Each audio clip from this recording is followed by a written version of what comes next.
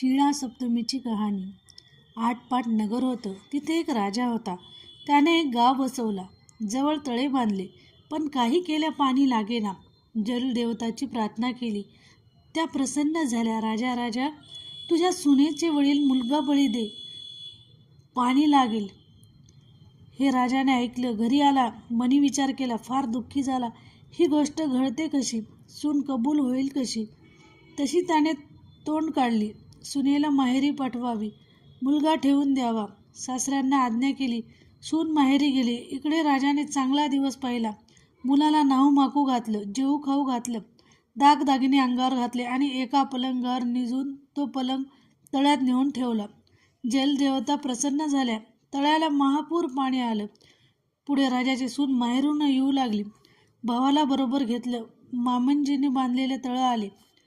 पाण्यानं भरलेलं पाहिलं. तिथं तिला श्रावण शुद्ध सप्तमी पडली.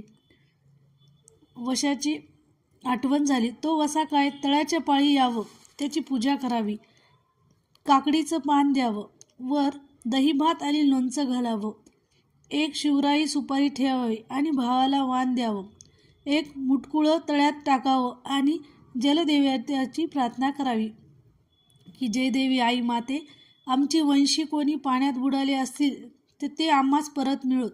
याप्रमाणे तळ्यात उभं राहून हिनं त्या दिवशी केल्यावर बळी दिलेला मुलगा पाय ओढू लागला. पाय कोण ओढते म्हणून ही पाहू लागली. तो तिचा मुलगा दृष्टीस पडला. तिनं कडेवर घेतलं. आश्चर्य करू लागली. सासरी येऊ लागली. राजाला कळलं, सून आपल्या वडील मुलासह येत आहे. राजास आश्चर्य वाटले. त्याने तिचे पाय धरले. तिला विचार, अगं मुली, तुझा मुलगा आम्ही बळी दिला, तो परत कसा आला? मी शिळा सप्तमीचा वसा केला, तळ्यात वाण दिलं, जलदेवतेची प्रार्थना केली, मूल पुढं आलं, तसं उचलून कडेवर घेतलं. राजास फार आनंद झाला. तिचवर अधिक ममता करू लागला.